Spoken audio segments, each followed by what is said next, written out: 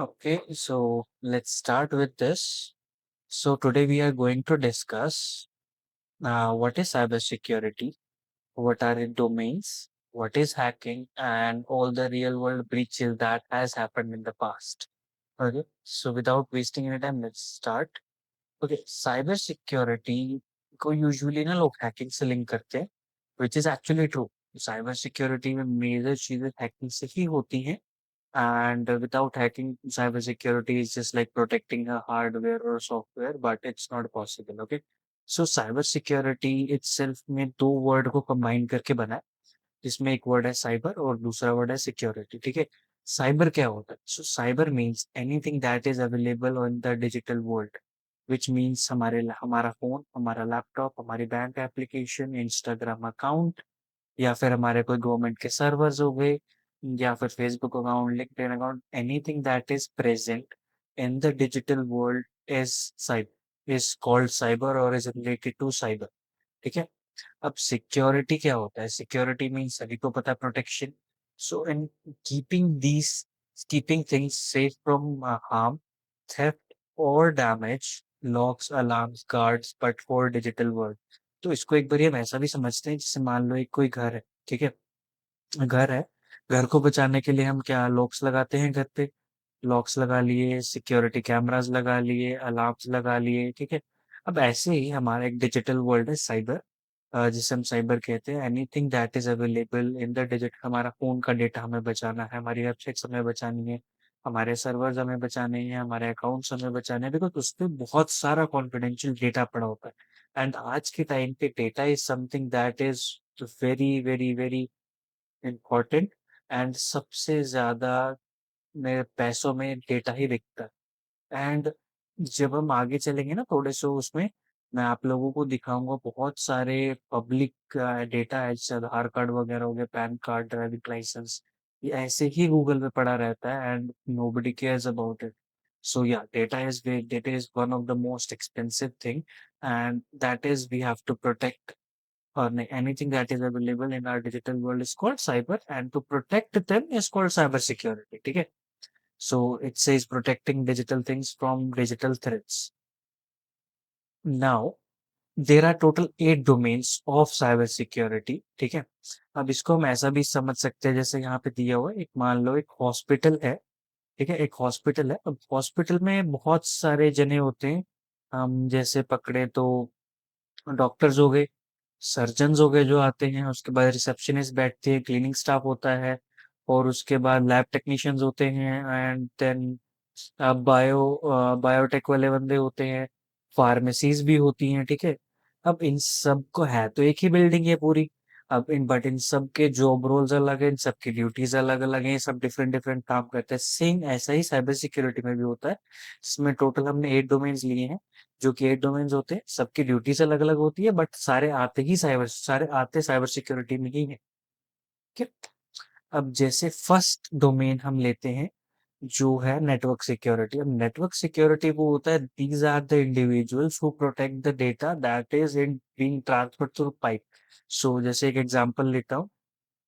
कोई हमें व्हाट्सएप पे मैसेज भेजता है, वो डेटा कहीं से ट्रेवल होके किसी के पास जा रहा है, सेंडर से रिसीवर तक जा रहा है, बीच में वो डेटा पाइप्स के थ्रू, मीन्स हमारे राउटर सर्वर्स इनके थ्रू ट्रेवल हो रहा है.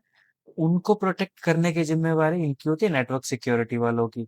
एंड ये कुछ टूल्स यूज करते हैं जो यहाँ पे मेंशन किए गए, फायरवॉल हो गया, वीपीएन होंगे, आईडीएस और आईपीएस. इनको आप ऐसा भी समझ सकते हो जैसे ये ट्रैफिक पुलिस वाले हैं जो डेटा को बचाते हैं. ठीक है. उसके बाद आता है पेनिट्रेशन टेस्टिंग. ये वो डोमेन है जो है हैकिंग. नाउ इसमें सभी को इंटरेस्ट होता है. क्यों? क्योंकि हैक करने में जो मूवी में दिखाते हैं ना, बड़ा मजा आता है. फटाफट कंप्यूटर पे लिखा, ओ भाई साहब एक्सेस मिल गया, तो एक्सेस ग्रांटेड बड़े बड़े अक्षरों में लिखा आएगा, ग्रीन ग्रीन. नहीं मिला, access denied. But in real world hacking I will say ऐसी नहीं होती है बिल्कुल भी. हैकिंग में कई बारी तो हफ्तों लग जाते हैं, महीनों लग जाते हैं, क्योंकि रिसर्च चल रही होती है. अब एक टूल है, जिसे एनमैप कहते हैं. एनमैप पे कुछ अगर हम स्कैन भी कर रहे हैं तो कई बार स्कैनिंग में ही इतना टाइम लग जाता है.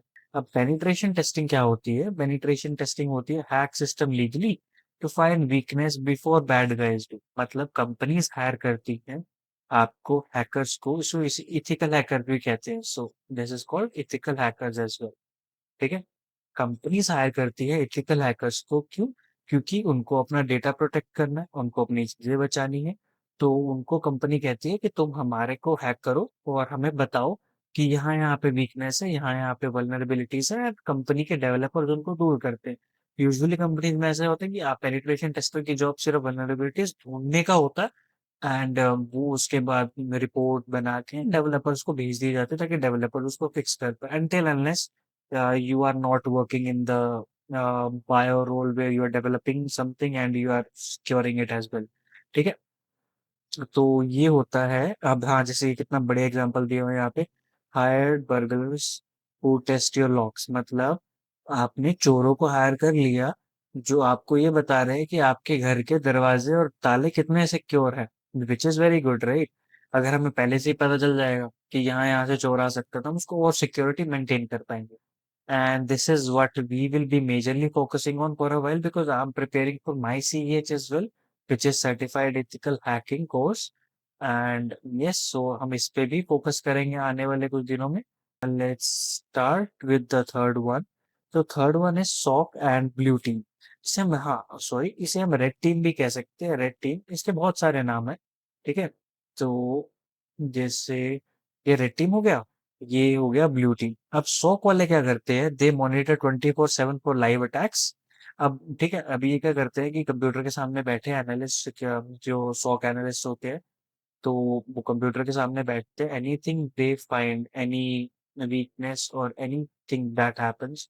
सो फॉर एग्जांपल, अगर हम मैं पकड़ूं कि उनको कुछ भी रिस्क रिस्क मिला, एक बंदे ने लॉग इन करने का मल्टीपल टाइम्स ट्राई किया, तो उनको फ्लैग हो गया कि ये बंदा मल्टीपल टाइम लॉगिन करने का ट्राई कर रहा है या इस आईपी एड्रेस से बहुत सारी रिक्वेस्ट आ रही है। तो वो सॉक एनालिस्ट की जॉब होती है कि वो उसको डिटेक्ट करे, they will find the vulnerabilities in it. उसके बाद वो वल्नरेबिलिटीज ढूंढे एंड वो चेक करें कि एग्जैक्टली चल क्या रहा है in the background, and then they fix it. Okay? And ये कुछ टूल्स यूज करते हैं, जैसे कहते हैं सिम, ईडीआर और threat response. So they are basically guards, security guards like a CCTV, जो मॉल वगैरह में नहीं जाते हैं, मूवीज में देखा होगा हमने, सीसीटीवी चल रहे होते हैं, बहुत सारी स्क्रीन लगी होती है एंड उसमें सिक्योरिटी गार्ड्स बैठे होते हैं। तो वो लोग चेक कर रहे होते हैं, सारा कुछ मॉनिटर कर रहे होते हैं कि सब सही चल रहा है कि नहीं, कुछ नहीं चल रहा हो तो वहां जाके चेक करते हैं। ठीक है? वैसे ही साइबर सिक्योरिटी में भी होता है, तो सॉक एनालिस्ट चेक करते हैं। Next one is GRC. अब जीआरसी वाले जो लोग होते हैं ना, they do not, they don't do any hacking. ठीक है? इनका काम हैकिंग करना नहीं होता, और इसके लिए जो मैं कह रहा था ना शुरू में, एक वीडियो पहले भी बनाई थी मैंने, जिसमें हैकिंग, सॉरी, कोडिंग की जरूरत बिल्कुल भी नहीं पड़ती है, या पड़ती है तो बहुत कम पड़ती है। अब जीआरसी वाले जो लोग होते हैं ना, वो कंप्लाइंस चेक करते हैं, पॉलिसीज बनाते हैं, रिस्क मैनेजमेंट करते हैं। These are the people who check governance, risk and compliance. They make policies how a company should operate, they do the audits, and they make sure that companies are following proper procedures in order for them to be secure from hackers or attackers। तो ठीक है, वो GRC वालों को काम होता है। अब इसमें बहुत लोग जा भी सकते हैं इस डोमेन में, क्यों? क्योंकि इसके लिए कोडिंग बिल्कुल कम ही जरूरत होती है, बट हाँ, नॉलेज आपको होनी चाहिए, क्योंकि you are the people who are, GRC वाले लोग वो होते हैं जो पॉलिसीज बनाते हैं। सो विदाउट नॉलेज इस डोमेन में तो नहीं आ पाओगे, बट हाँ, धीरे धीरे सीखते सीखते, अगर आपको कोडिंग मतलब एडवांस लेवल की कोडिंग आपको सीखने की जरूरत नहीं है, बट हाँ, once you enter the field आपको कुछ बेसिक चीजें पता होनी चाहिए लिनक्स के बारे में, नेटवर्किंग के बारे में, तभी आप रिपोर्ट्स बना पाओगे। ठीक है? और इसको हम ऐसा भी कह सकते हैं, ये लॉयर्स होते हैं, ऑडिटर्स होते हैं साइबर सिक्योरिटी के, जो सब कुछ चेक करते हैं और कंपनी को पॉलिसीज वगैरह देते हैं। और उसके बाद आता है फिर क्लाउड सिक्योरिटी, हमारा फिफ्थ डोमेन। क्लाउड सिक्योरिटी, आजकल ना क्लाउड हर जगह पे चल रहा है। हम लोग गूगल पे, अपने गूगल फोटोज हो गया, ये भी क्लाउड प्लेटफॉर्म है। उसके बाद हम जब गेम्स खेलते हैं प्ले स्टेशन वगैरह में, तो एक्सबॉक्स से जैसे हम एक्सबॉक्स का पास मिलता है, अब वो गेम चल तो क्लाउड पे रही है ना, तो उसकी हम डाउनलोड तो कर सकते हैं अपने सिस्टम, बट बैक एंड तो वो क्लाउड पे चल रही है। अब वैसी चीजें, मतलब आज के टाइम पे क्लाउड हर जगह पे है, बहुत सारा कंपनीज का डेटा स्टोर होता है क्लाउड पर, बहुत सारी, everything is now going on cloud, right? So cloud security is very must, because someone needs to be there to make sure that the data on the cloud is not leaking or not going away, and it's secure and not getting into hands of a very bad threat actors, I will say.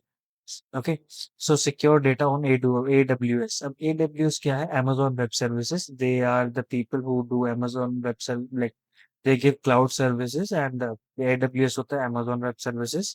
फिर Azure है, ये Microsoft का होता है. Google Cloud है, सभी को पता होगा. Now what they do, they configure, they access, and they encrypt.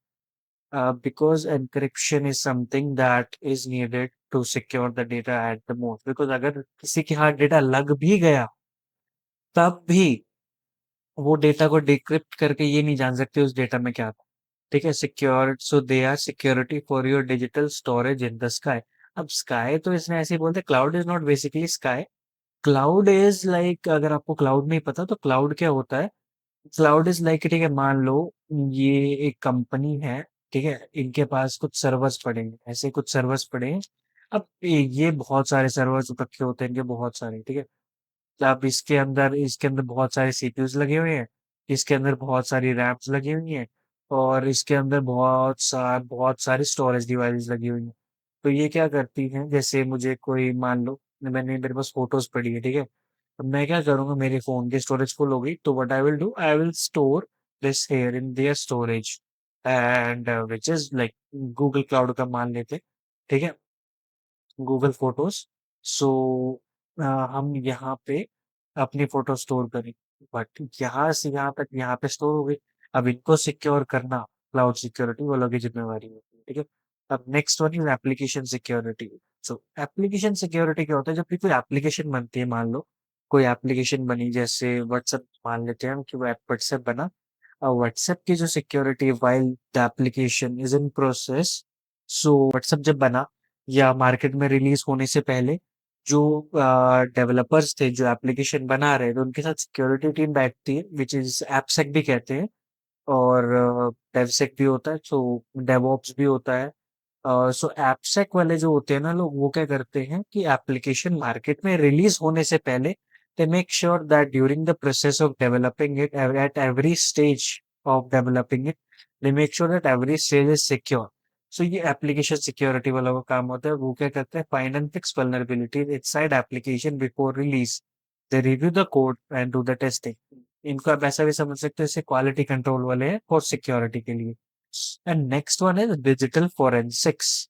Forensics आप समझ ही गए होंगे कि ठीक है, कोई क्राइम होता है तो वहाँ फोरेंसिक्स वाले आते हैं इन्वेस्टिगेट करने के लिए कि ये हुआ कैसे.